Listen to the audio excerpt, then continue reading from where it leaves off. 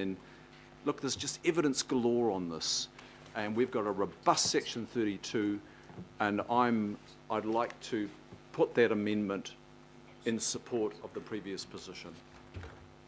Right. See whether you can manage that. Councillor Penny W. Yes, thank you. I actually want to go with the panel's recommendations, and the reason why I want to is because there are subdivisions in our area where actually GJ Garden are building their homes with part of the package is the fence right round it. So it's not giving people the option. And it's not just on arterial roads, and it's not just in Auckland, it's all over the place where we're getting these fences now. We spend a lot of time around here talking about design and good design of houses and good design of apartments and good design of everything else. But when it comes to streetscape, we don't really talk about a good, I mean, we worry about the garages, but we're not talking about good design for the whole streetscape. And to even suggest that someone could put or should put up a fence sort of makes them think they need to. And I'd much rather leave it out and just let people make up their own decisions. Right. Okay. What we'll do, because I don't see any other hands on anything else. Miss me again. Yep. It's blind spot. I've been looking through the process, and I don't see any room for compromise. I'm very clear that we were asked to accept or reject each of the recommendations. So if we've got one compromise with fencing, can we have compromises throughout? Because I've got quite a few that I'd like to put in this afternoon. Not doing a compromise on fencing. What we'll do is if it gets lost, then we'll go back and ask for... No, but the staff have come back with a compromise. Is that appropriate? Can we all come back with compromise positions for voting on later? To be fair, a lot of the plan, in terms of my positions, and I'm sure everyone around the chamber, is a matter of compromise. There are things that I don't like, most of it I do. And so, Mr. Mayor, sorry, Councillor Cathy, it's a process question. Yeah, I'm getting that. No, we're not doing compromises. You either support the recommendation here, or we put up an alternate, and if we put up an alternate, then we need to have the information coming in behind it, which will be a report back the next day. But the staff recommendation is a compromise. Well, it's not going back to what we had before, which is what why Councillor Darby's yeah, I know, but speaking up. In the end, what has been suggested is a return. So this is what Councillor Darby and Councillor Ross, I think, are sort of indicating. Whatever the staff's recommendation is, that's what they're indicating, is they'd like us to go back to the original position. So will staff be indicating throughout the day if there's a compromise position that they're bringing before us? No, by and large, the staff have been pretty consistent. And so they've either had a very clear view on, hey, look, these are the reasons why we think you should accept, or these are the reasons why we think you ought to reject. And mostly a rejection, in 99% of cases, has been to go back to the position that we put up. So I don't think we should look too much into it. We're well through it now, not to overly sort of focus on what the staff did or didn't do.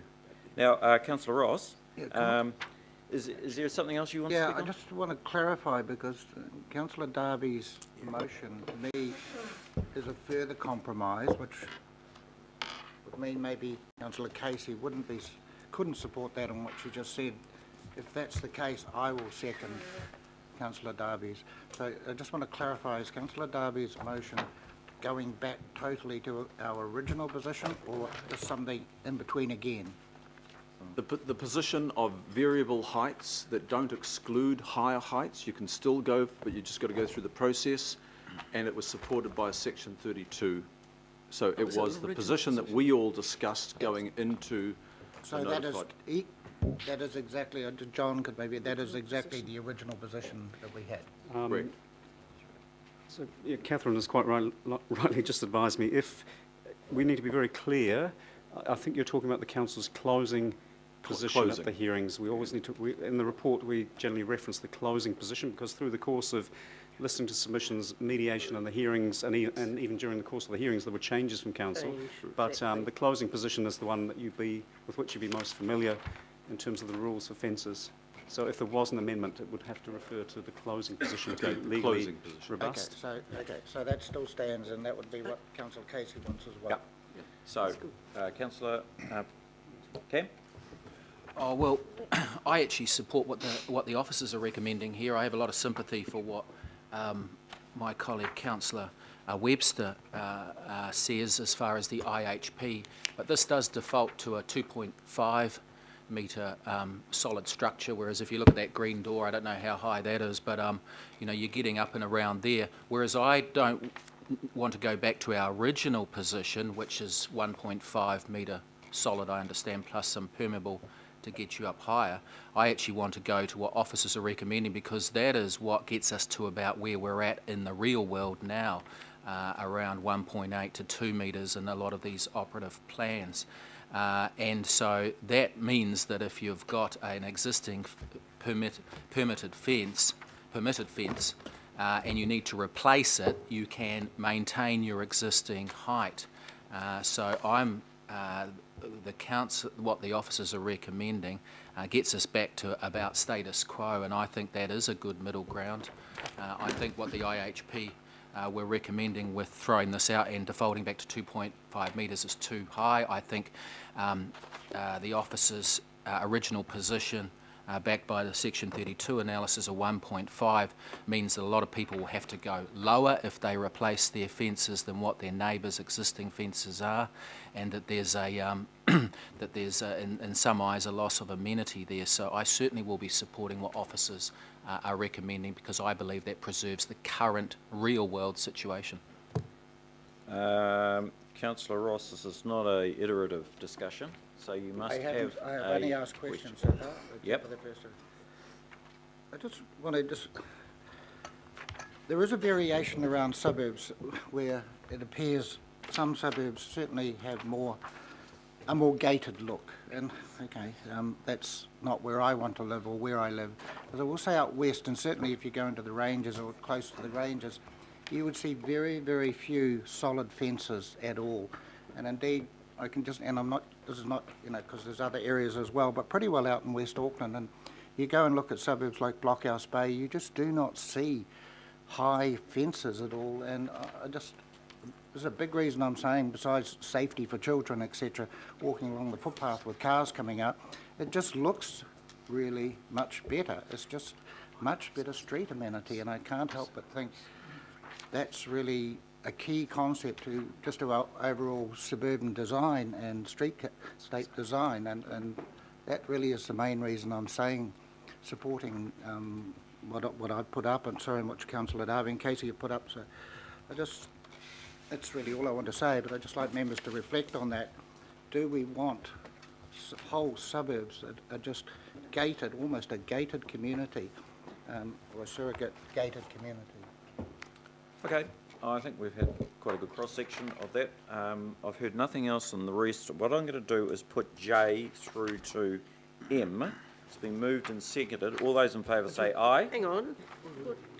J through to M, and then I'm going to Well, put we I. haven't, Then we go back to I. we haven't discussed any of them. Well, I've basically had Just it open for clarification. discussion. Well, no, we were talking about fences, and now we're Aye. going through to M. Okay, so I want to ask a that's- question oh, about that's L. fine. So let's go.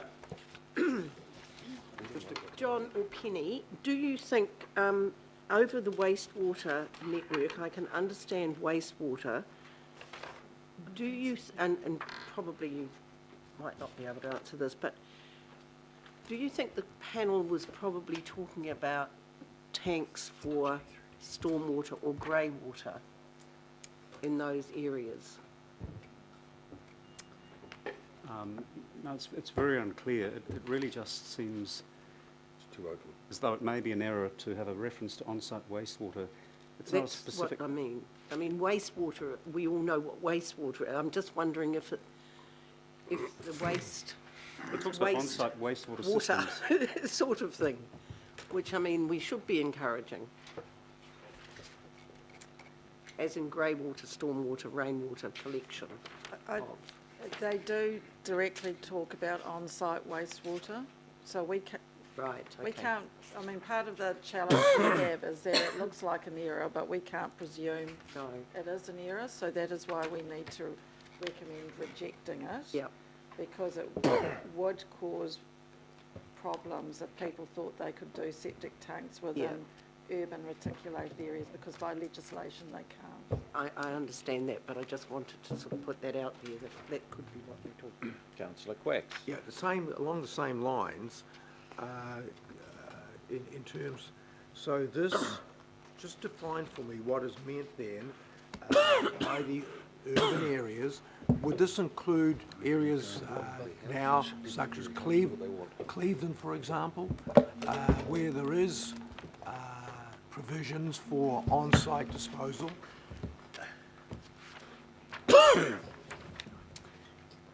Sorry, I'm just looking for the actual wording is in the agenda. So if we just try and find the correct page reference. Or any design in the mixed area? It really is a provision that's intended to enable the council to assess when a residential development comes in for 3 or more dwellings or 5 or more dwellings, whether there is capacity in the reticulated wastewater network. That was our case in the hearings, that we needed a provision that allowed the ability for the council to look at the capacity of the reticulated wastewater network system that's in place. And the panel's wording, by moving it from a rule and into the assessment criteria, has changed the wording to refer to capacity of the on-site wastewater systems, which is not what was ever intended in this provision. Rules around septic tanks are quite separate and still exist in the plan, and will deal with parts of Auckland that aren't on the reticulated system but have on-site septic tanks. So separate rules around the design, adequacy, provision of on-site septic tanks. Why on-site wastewater has leapt into some general provisions around the capacity of the reticulated system is very unclear, and it may be just in shifting it from a rule into an assessment matter for a resource consent, the wording on-site has simply crept in. But the key issue is we should have the ability to assess the capacity of the reticulated system for multi-unit residential in urban areas. So he's saying it's just the drafting area processing. Thank you. Are there any other questions or comments about J through to M? It's drafting area, it's probably right. Then I'll move those. All those in favour say aye. Aye. Against. And then item I, so if you vote for the what the officers are suggesting, then that'll apply. If you do not support that, then we will ask for further information that will need to be reported back on Monday. By division. Yep, that's fine.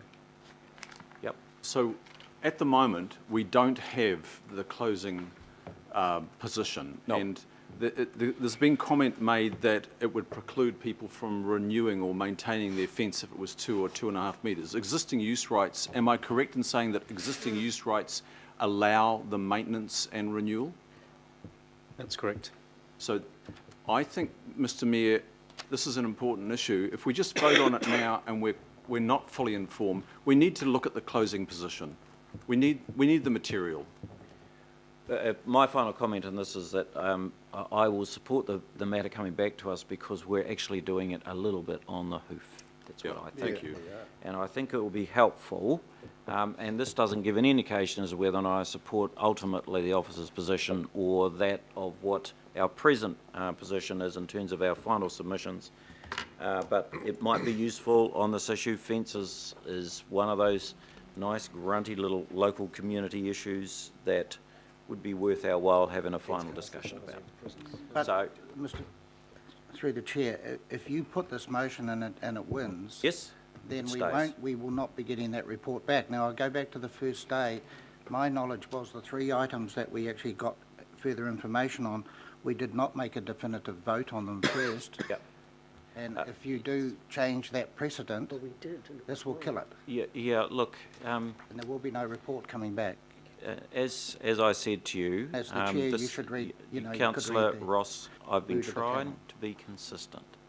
I'm just And so, reminding you. and also picking up how we might work through this in a seemly and good-humoured fashion. And so this is now my practice. And Look, I'm sure that if there's enough views around the table that would like to see a bit more on this, then they'll make themselves known through the debate. Right, so away you go.